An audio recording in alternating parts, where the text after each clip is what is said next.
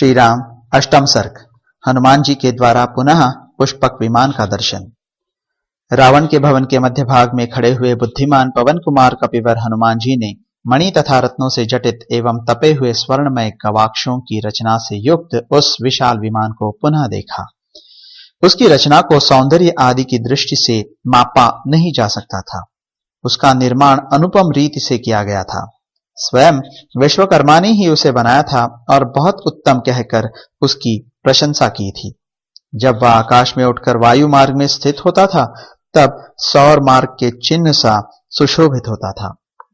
उसमें कोई ऐसी वस्तु नहीं थी जो अत्यंत प्रयत्न से न बनाई गई हो, तथा वहां कोई भी ऐसा स्थान या विमान का अंग नहीं था जो बहुमूल्य रत्नों से जटित न हो।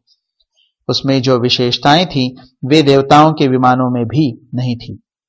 उसमें कोई ऐसी चीज नहीं थी जो बड़ी भारी विशेषता से युक्त न हो। रावण ने जो निराहार रहकर तप किया था और भगवान के चिंतन में चित्त को एकाग्र किया था, इससे मिले हुए पराक्रम के द्वारा उसने उस विमान पर अधिकार प्राप्त किया था। मन में जहां भी जाने का संकल्प उठता वहीं वह विमान पहुंच जाता था।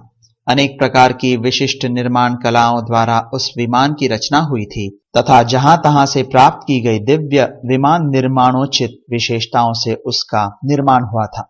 वह स्वामी के मन का अनुसरण करते हुए बड़ी शीघ्रता से चलने वाला, दूसरों के लिए दुर्लभ और वायु के समान वेग पूर्वक आगे बढ़ने वाला था तथा श्रेष्ठ आनंद मतलब महान सुख के भागी, बढ़े चढ़े तप वाले पुण्यकारी महात्माओं का ही वह आश्रय था।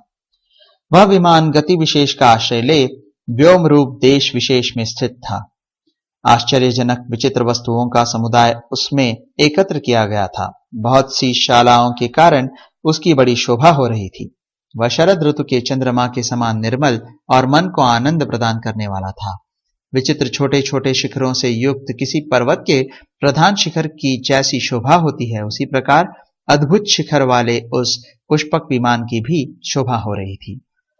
जिनके मुखमंडल कुंडलों से सुशोभित और नेत्र घूमते या घूरते रहने वाले, निवेश रहित तथा बड़े बड़े थे, वे अपरिमित भोजन करने वाले, महान वेगशाली, आकाश में विचरने वाले तथा रात में भी दिन के समान ही चलने वाले सहस्त्रों भूतगण जिसका भार वहन करते हैं, जो वसंतकालिक पुष्प पुंज के समान रमणीय दिखाई देता था और वसंत मास से भी अधिक सुहावना दृष्टिगोचर होता था, उस उत्तम पुष्पक विमान को वानर शिरोमणि हनुमान जी ने वहां देखा। इस प्रकार श्री वाल्मीकि निर्मित आर्ष रामायण आदि काव्य के सुंदर कांड में 8वां सर्ग पूरा हुआ।